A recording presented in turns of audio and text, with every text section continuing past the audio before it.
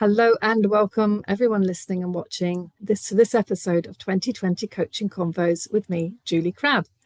So this is series 5 of the podcast and I'm hosting conversations as usual, so no surprises there. And with the level of respect that's required in coaching for the confidentiality of our clients, and in these conversations we're going to be talking about reflections from case studies in our coaching practice. And this time it's with a very characteristically cheesy title of Case by Case. So reflecting on real case practice and coaching, I think, is a brilliant tool for development and learning. So whether you're a qualified coach or you're in training, or if you're interested in trying coaching for yourself and don't yet fully know how and why it can work in enabling personal change for you, then this is a good one to listen to. So here we are, case by case. We'll be exploring what we've learned. This might be from a single case study, or sometimes it might be discussing a type of technique or practice that the guest in each particular episode is keen to explore. So this week, my guest is Daragh Knox of Knox Business and Career Coaching and Mentoring. And amongst many hats that he wears, he's a coach who, in my very first conversation with him, actually prompted me to decide that series 5 of the podcast would indeed focus on case studies. And I'll let Daragh tell you more about himself and his journey into coaching very soon. So welcome, Daragh Knox. Hello, Julie. Nice to see you again. And good to see you too. How are you doing today, Daragh? I'm good. It's very warm, which doesn't really suit us fair-haired people, but it's a very welcome change. Yeah, that's very true. That's very true. So what's been happening for you since we last met, Daragh? Since we last met, Julie, I've been, I suppose, spreading my wings a little bit more. I've been exploring new lines of business, and I have probably been out and about on the road, meeting clients a bit more, not just on the east coast of Ireland here, but also into the Midlands and over to the west coast as well. So serving the clients I currently have somewhere, I would say, 8 clients on my books at the minute, some of whom I meet weekly, some of whom I meet monthly, some of whom I meet as they please, maybe once every 3 months or 4 months. And I also did some keynote speaking at a conference in Dublin a couple of weeks ago as well. And then on top of that, I'm involved in the very serious world of changing my website to reflect the change in address I have, which brings me into the mind-boggling world of search engine optimization and website design, which I have no background in, but I'm learning about and I'm getting a little bit better at. So that's how I've been spending my professional hours since we last spoke. Wow, sounds a very eclectic mix of activities, Daragh. Yes, and I think that it's probably a good place for us to start, Julie, for us coaches, because when you mentioned at the outset that we wear different hats, of course, many coaches can subcontract a variety of parts of the work and just focus on delivering coaching sessions. But there's a lot of us too that take it upon themselves to run the business as a business and take responsibility for not just the delivery of the service to the customers, but also for marketing and for communication. And I don't think it's ages to say, but I'm 53 and got 3 weeks time. And of course, we didn't really have this when we were growing up. So I got to learn it now. I've been learning it for the last few years. So I'm kind of getting there with it, you know. Mm-hmm. So, I'm right there with you, actually, Daragh, and I can't begin to tell you the struggles I've had in pulling this podcast together. So I feel your pain, and I feel your excitement in the product as well. Good stuff. It's all growth. That's what we got to say. It's all growth. Absolutely, yeah. So, Daragh, could we start, please, by just briefly talking about how you became attracted to coaching? How did you come to be a coach, Daragh? I set up my business in January of 2022, and I had spent somewhere, but I think 27 years in industry. I had left college back in the early 90s, and I had joined a company, and I had progressed from there in terms of over a number of years in terms of being promoted or laid off or having to change jobs and so forth.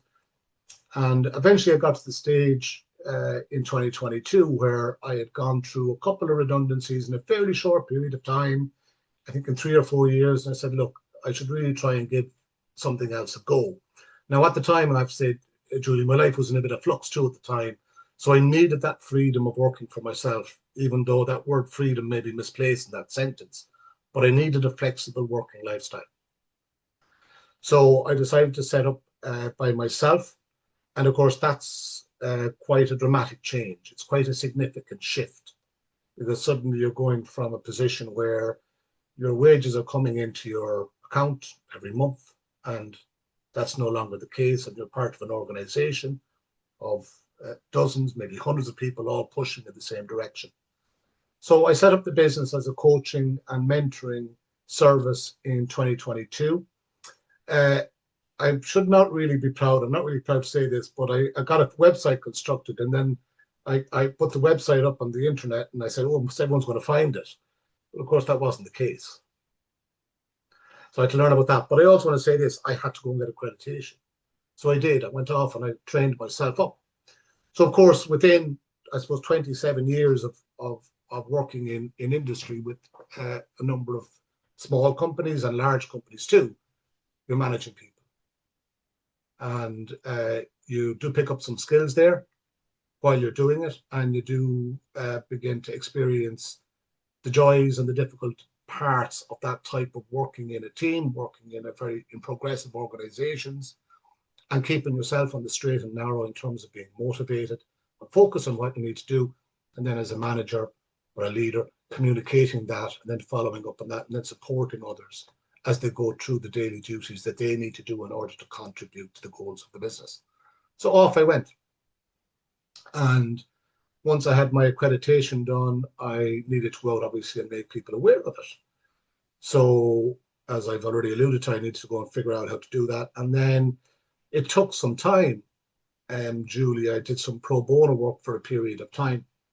And originally, my focus was going to be on leadership. In other words, how can we as individuals contribute more into the economy by ensuring that we guide people well when they're in the workplace, because that's a tricky enough proposition in itself. But I settled then into more business and career coaching because I started to find that I could generate a revenue there. I could generate a more frequent revenue stream for myself. So I'm moving from a position of zero, and I've got to build a business and generate an income. It took me a while to start to do that, but it really started to move for me then probably in 2023. So I'm now well into a year into it. And that really was a function of me going out and networking, going out and marketing, going out and figure out what I was saying well, going out and figuring out what the market needed, and going out to meet that need. And of course, Julie, as you well know, it's highly competitive out there. We are not the only ones. There are many others there too. So you want to offer a service that's going to in some way differentiate or in some way be attractive to the customers. So since then, I've got involved in speaking at public events as well. I do that at some employment services events, and I've done one recently at a supply chain conference. I've also actually taken on other pieces of work as well, just to buttress my income in terms of things like technical writing, CV writing, LinkedIn profiles, writing, that kind of thing as well. So I put a little bit of diversification in there as well, just to give me that, I suppose, that spread of income for myself. So I'm now coming up to 3.5 years at this. And my customer base has broadened, but it needs to grow more. So I'm actively working on that on a daily and a weekly and a monthly basis. And I find now that it's getting to the stage where word of mouth is really helpful to me, where I'm getting references more regularly. And that has been accretive to my ability to run the business. Mm. So long time in industry, long time going through the various experiences that can happen. Places closing, getting promoted, having to lay people off, having to move people forward, taking on the challenges within their careers. And bringing that experience and bolstering it onto an accreditation and say, hey guys, when you come upon this circumstance in particular, we can work on ways to truth. It's not the end. There's always a way. And then also for those that are in those type of areas that are having quite good careers, I can often I often coach or work with those that are going for promotions. So what's the next level for them? Where is the limitation of their potential? And how can we unlock that by working together? So I suppose at its heart, it's about uncovering, working with people through coaching and mentoring to uncover their potential or strengthen their motivation or grow their self-trust or to open up their eyes to the opportunities that are there for them and give them a helping hand along the way too. Fantastic. That's a really excellent description of your journey, actually, Daragh. And I wrote down a couple of thoughts that occurred to me as you were talking. And one is that, you know, part of how you arrived in this place is out of serendipity. But also it prompted me to ask a question that I hadn't planned to, which is if there are people that are sort of setting themselves up in the coaching business right now, what 2 qualities would you say have helped you to get where you are now? Oh, two, Julie, because we're sitting here now very composed and comfortable in each other's company. But there's been very uneasy moments. There's been, of course, what in the name of God have I done? What have I done? Or, Jenny, this was supposed to be a bit easier, wasn't it? Why isn't the word waiting for me? You know, that kind of, I don't know, what do you call that, but some kind of lunacy or some kind of, I suppose, hope masquerading, masquerading some kind of hope or something that's there. But I was very fortunate along the way, Julie, that I met self-employed people working for or being employed or being contracted by another company. Very, very different from being working for yourself. I was very, very fortunate, Julie, to bump into and get to know people who were self-employed, not in the coaching area necessarily, but what they went through.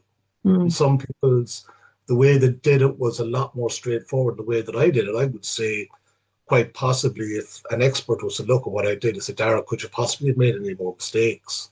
Here's a mistake you forgot to make, but the rest tick all the boxes, Daragh. I love that. That's the way I feel about it sometimes. But at the same time, I'm supposed to be pithy with you. I suppose there's a resilience and there's a willingness to learn. And there's that thing of, yeah, I can do this. I can do this, and it takes time. So I would say maybe I've said 3 things there, maybe. The resilience. I actually heard 4. Okay, sorry. Resilience. No, it's okay. It made me think, do you know what? Coaches always look for options, don't they? But there's resilience, willingness to learn, self-belief, and also patience with the process. Brilliant. Yeah. Okay, so let's move on to thinking about a specific case then, Daragh. So I'm interested to know, in the situation that you might be thinking about, the case you might be thinking about, I want to see if we can unpack perhaps a number of these things. So it might be about the client and their role in the coaching process. It might be about the coaching skills that you used or the techniques. Might be about your specific style as a coach. It might be about the coaching journey. Let's just see what we can unpack. So tell us a bit of background to it. Well, when I do talks and so forth, I like to talk about case by case under the guise of confidentiality, of course, so I can share a certain amount of information. And of course, I have to be very, very careful, not just in the circumstances when I'm coaching and mentoring, and I put mentoring in there as well for a particular reason, in terms of being able to share a little bit with the client when the time is right. But when I look at the case by case thing, I have to be very careful that I don't supplant myself in there, because sometimes when I'm working with a client, they can just go on, I know I've been here, I know this, I know what's going on here. But of course, my experience doesn't matter as much as what they're experiencing. But to be able to be patiently and to work with them and say, what their issue within the circumstance there is, there would be is. So for example, I work with a client now who is in his late 50s. I had a lovely, lovely fella, and I'm working with him now for 6 months. He has no financial concerns, Julie. Everything's paid. He's good. He's in employment, and he has 20 plus years in that employment, and as far as I can gather from talking to him, he's doing his job well. But he's in a circumstance where maybe there could well be a lack of overall leadership in the organization. The organization tends to experience a lot of headcount turnover, although his team doesn't, because he manages a small team. The other thing about this organization in particular is that it tends to move erratically. So when projects come, they tend to come together rather than staged in time, so there's a steady and even workflow. And whilst he comes across to me as very proficient at his job, and he will tell me he looks after his people well, and I can imagine that he does, and he's looking after quite a substantial sum of money, he is getting bored and he's counting his days down. 7 years to retirement.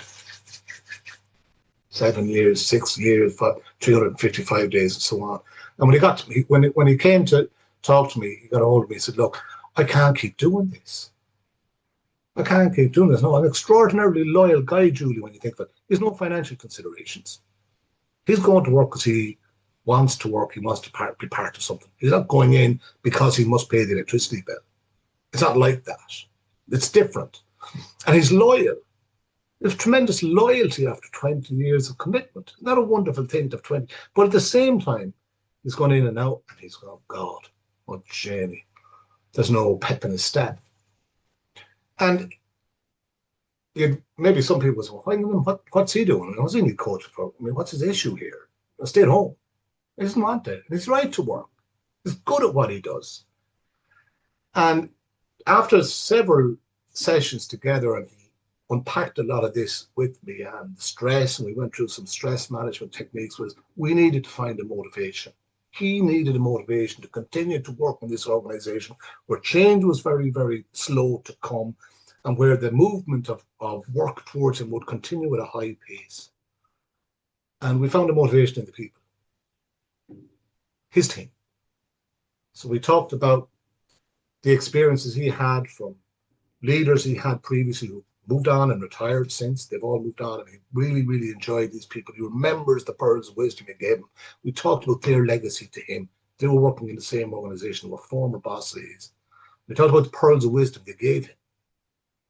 And we came to that point. There are pearls of wisdom that he can give to those 4 people in his organization to help them withstand the difficult circumstances that they may find themselves in from time to time, when maybe lack of gratitude, where the workload may be high, where the level of support may be low. And we worked on that.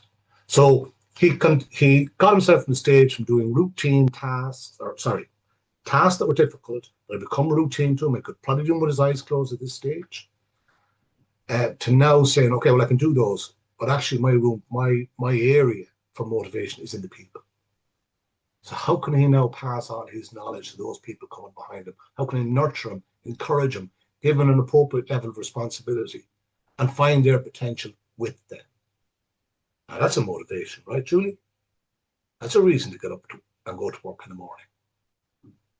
So in his case, and there's ups and downs, of course, and we meet every now and again, and he may be down one week and say, God, this is really tough now this week. And we talk about regulating that sense of despair and that sense of and the lack of hope. One of the things that he had, of course, was the lack of hope that things would ever change, that he would be here. So we talked about hope and where we find hope. And the hope is in the people, and the hope is in his team. And so that's now where he finds the motivation to sustain him, to allow him to continue to perform at a high level, so that work isn't just plod in, plod out. That's an interesting recollection of that case. And as you started to tell she started to give us the background, I thought, so where is the coach opportunity here? Because this guy sounds like he's got it made, until you said he's bored and he's lacking motivation. I'm interested in what you said at the beginning about the dangers, and I recognize this myself too, of over identifying with a client's story, Yeah. because I could hear you talking about, I know that you've said earlier that motivation and helping people find their potential is something that drives you. Did Mm. you find, just out of curiosity, what was the relationship between what you were doing for him and your own self there? But two things. So first of all, the first point, yes, that piece of this guy doesn't need it. This guy absolutely identified in himself that he wanted it. He wasn't satisfied. He knew it didn't feel right for him and he couldn't solve it himself, and therefore he came coaching. That danger one is a line that I walk all of the time, Mm, Julie, to almost like supplant myself across the table, give myself a hug or a nudge in the belly and say, hey, this is what you do now. But of course, I can't do that. mm-hmm. I suppose ethically it's a wrong thing to do. No, definitely ethically is the wrong thing to do. But I mean, ethics, there's me and another guy in a room. That's it. But also the self-realization that this is his life. And who am I to tell him that he should live his life the way I live my life? And that's an even bigger deterrent to me, even though I would be very, very ethically sound. It would be an important value of mine, the ethics and how we do things, not just what we do, but how we do it. I would bridle at the notion that in any way, shape, or form that I would presuppose that the person across the table has the exact same sensibilities as me, the exact same emotion, balance or imbalance, mental balance or imbalance, sense of health and well-being, and the growing up experience that I have. That's wrong. So absolutely, absolutely agree with you. And it's a watch out, particularly in the beginning, but I've become a lot more adept with it because I know, yeah, Daragh, you're going close here now, step back. Mm-hmm. Ask the question rather than tell. Mm. Step back a bit more, go back another step here. So yeah, and when I put mentoring into my into my service offering as well, because there are times when telling a story can help. But I've got to be very, very careful with that as well, because again, I don't want to bring bias into the story. I've got to be able to recount what happened in the story I'm telling from as many different perspectives as I can, including the risks. Mm. Because I don't want to be inside. I don't want to be inside in the head of my client, influencing them. Their solution is within them. My job is to get it out. Yes. So I'm curious now then, Daragh, just about the mentoring, the coaching. How Mm. would you explain to a client, if you do at all, um, how you're moving between coaching and mentoring in a single session? Yeah, I do. And what I usually do at the beginning with the client, and sometimes I've got to do it more than once because the first session, the client often wants to say an awful lot. They may not be, or he or me, she may not be as receptive to not just listening, but hearing in the first session. So I go back to it again and say, look, the coaching is all about uncovering something within you. And we do that by, addressing questions and exploring them and talking about them and the different perspectives that are in there. But mostly we're coming at from an angle of curiosity and prompting you to look at things in a different way. And often I would say, look, I'm going to do a little bit of mentoring now, but here's a story about a guy that I once met. And this is what he told me. This was what he did. And this is what the outcome of what he did was. And I would usually put a gentle caveat on that. Look, it's a story because everybody will bring you a story. Um, but at the center of what I like to do is that I have an authenticity to the story I will tell. I won't just conjure up one. If something comes into our sphere of discussion, I'd say, well, actually, interestingly enough, there was this guy once and he did this and he did that, but he forgot that. So when you're doing this, don't forget to look out that window too, or don't forget to close that door and you're good. Mm. Make sense? It does make sense. And with this particular gentleman or guy, Mm, um, or with anybody that you're working with in terms of motivation, Are there Mm. particular techniques that you would use in a coaching session that you Yeah, find work especially well? yeah. I think the choice of words we use, I think, is very, very important. I think that our ability to stay balanced. So we look for a kind of a level stage. Yeah, we're going to vary off that emotionally every now and again and how we articulate things.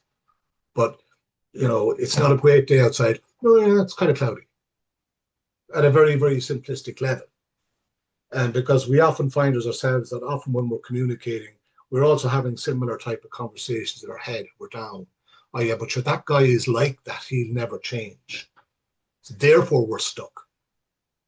Rather than, okay, that's where he is at the minute. I wonder uh, what it is about the circumstances that puts him there. And so therefore that gives us an out. We're balanced in our perspective. So we're balanced in how we see things. Good, bad. We use those words good, bad, and different. It is the way it is right now. It's our job to try and to make the best of it. And if we can come from that perspective of self-responsibility, this is what we're going to do. I'm responsible for where I am right now. And we use the right language to describe ourselves accurately without misleading ourselves. We have the foundation for motivation. Now we can hope at little action plans.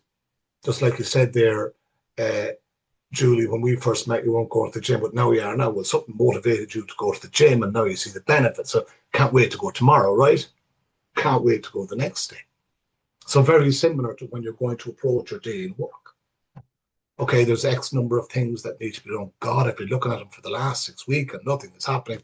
How do I find the energy and the focus to go and address them or change my approach so that I can achieve what I need to achieve, which is to get this job done? So the language we use in our heads is very, very important. The language we use with others is very, very important as well, that we're balanced in how we use it, we're careful. Now, it's very easy for me to say, because you and I are calm, we're happy to chat. And of course, you come under pressure and the emotions raised and the language can come a little bit differently.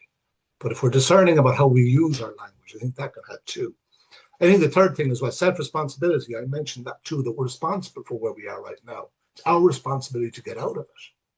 And I'm not even talking about here, Julie, eating well, sleeping well, exercise. Let's park that as over there as something that, is personal choice as well. And then the last thing that I would say about it then in terms of motivation is that sense of hope. Hope is a great thing. You know that, you know what, there's better days than everything's ruined. Forget it. It's all over. That things will never change. Oh, hang on. Because that brings up a sense of creativity. Because if you've got hope, you're likely to get creative. You get creative, whether that's picking up the phone to have a conversation with somebody, writing an email, picking up the phone, having a conversation, an engagement, doing something. You take an action. You're also willing for that action to go wrong. You hope it's not a big action that goes wrong. Small action, okay, all right, fair enough. So I'll go this direction now instead. So hope is very, very important with motivation. You can't give people hope. People say you can. Hope is within you. You find the hope. Self-responsibility, hope, the language that we're using. We're balanced, that we're fair. And there was a fourth one there too, Julie, that I can't remember. There were three definitely that I have a recollection of for motivation. Sounds very good. Sounds really interesting. Okay. Yeah. Is that too waffly? Wonderful. No, I've pulled out Right. some really good points I'm going to pull together in a little while. But just one question about the coachee, the client in that journey. How do you explain in, say, a situation where somebody's trying to access their sense of motivation? What is their role in the coaching process? Well, a long time ago, I was at it, not a long time ago, actually, the last year, I was at a trade show and I said, I want you to get me a job. I said, no, that's not the name of the game here. I don't get anybody a job. I got myself a job. Thank you. That's my job is to get me a job. Your job is to get you a job. My job is to assist you, coach you, guide you, mentor you. That's my job. So for the coachee and motivation, it really comes. I can't put my finger on a straightforward, concise answer to you now, but maybe there's a part of the conversation where maybe it's sometimes I can go in a meaningful way. God, isn't that great? Isn't it great to have that? So you can kind of you can talk it around, but I'm not deliberately trying to guide somebody into being motivated. I may be more, maybe by my own approach, lending that sense of this can be done. We're all beautiful swans and not necessarily ugly ducklings. I like that. Yeah. So I can't put my finger, I can't answer that one maybe as directly as you'd like me to. There's no particular question that I ask that evokes that sense.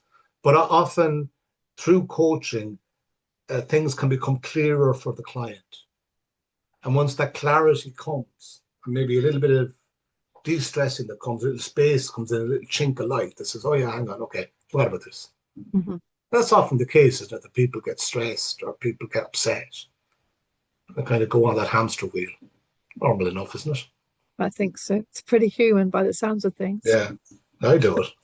So, Daragh, that just seems like a good point to pause just there for a moment so I can apply a fairly simple but effective skill of summarizing that all coaches learn as part of their practice. Right. So, with your permission, here are some things that I've pulled out from what I heard about the case that tells us something about you as a coach and the person being coached and the practice of coaching. So what I was hearing very strongly was avoid over-identification. It's very easy, isn't it, to get caught up in the story, as you were describing, and to try and relate to it in a way that is from our own lens and not from the client's. Then you also talked a lot about the importance of language and of balance in our approach. And I heard you talking about self-responsibility, that it's the client's responsibility to take the action and to drive that action forward. And something I haven't heard a lot about actually in coaching, but I agree is important, is that notion of hope that comes from within us. And it reminded me about how we can damn a day because of a bad minute. Yeah. So that was a really rubbish day, but actually it was a moment in the day that was rubbish and the rest of it was good, but we've damned it before we finished. And then you talked about how the hope helps us to find creativity. And then lastly, I heard you talking about how important it is to acknowledge with and for the client the things that are going well, because sometimes we don't see those so easily, but somebody else can see them for us. Is there anything else that I've missed, or what else have I missed? No, I think that's fairly comprehensive, and I suppose what I would like to say is that I don't live in a permanent state of hope myself. I've my moments where I offer, but I have so I'm no different from anybody else in that regard. I don't have the magic pill, but I think that's a very, very concise summary of that particular case, of that particular gentleman, and maybe some of the things, some of the challenges, some of the opportunities therein. Is there anything else you'd want to say, Daragh, about your unique way of coaching that you think is important for people to know? Well, I think a very beneficial thing to have is awareness of other people, Julie. I would have gone through a period of my life, and I suppose I was young, so, straightforward, we're all the same. We're not actually all the same. Nor anywhere near it all the same. And as well-intentioned we may be. So it's a very, I don't know if you can acquire this or if it's a natural thing or how it works, but to be comfortable amongst people can be quite a nice attribute to have. Comfortable amongst people. To be in people's company and for them to feel comfortable with you and for you to be comfortable there. lot of people aren't comfortable in company. Do you know? Mm-hmm. And although I work online, which kind of bypasses that to a large degree, because like you and I, we're on the screen now. But actually sitting down with somebody is quite a beneficial thing to do. And more, I'm meeting people in person. That is not because I must be in Dara's company here. But and maybe it's got to do with the profile of the clients. I've actually got quite a few men recently. I was only thinking of this before I came on. For the first couple of years, it would be mostly, I don't know if this is PC or not, but ladies, women, and now it's mostly men. So actually that thing of being cordial, polite, mannerly, familiar, knowing the ways is quite a nice thing to have for a coach as well, because it may put the client at a bit more ease. Clients at ease, they're more likely to explore. They're exploring more. They're working harder. To find the answers. Yes. Do you know? That's wonderful. Thank you, Daragh. And I can testify that we can openly share that we've only met twice, but yes. I think you have a way of making me certainly feel comfortable, even though we're online. I'm glad. Yeah, and I feel comfortable with you too, Julie. Good. Good. That's what rapport is about, isn't it? Yeah, it is. Good. So we are running up to the edge of our time today, Daragh, unfortunately. Thank you so much for guesting on Case by Case, Series 5 of 2020 Coaching Convos. Just one thing before we go. Could you please tell us how you can be contacted in any upcoming projects you've got in the pipeline? You can contact me. I have a website. It's www.daraghnnox.com. I've recently stopped touching it up, so it should look well. I'm not talking about what's behind the website now, because a lot of programs and stuff I've got to get right yet, but it's there. And I'm on LinkedIn. I have a profile on LinkedIn. And I have a Facebook page and an Instagram page, but I wouldn't be as active on them as I am on LinkedIn. And I have a phone number too, but that's all those details are on my website. Any interesting projects coming up?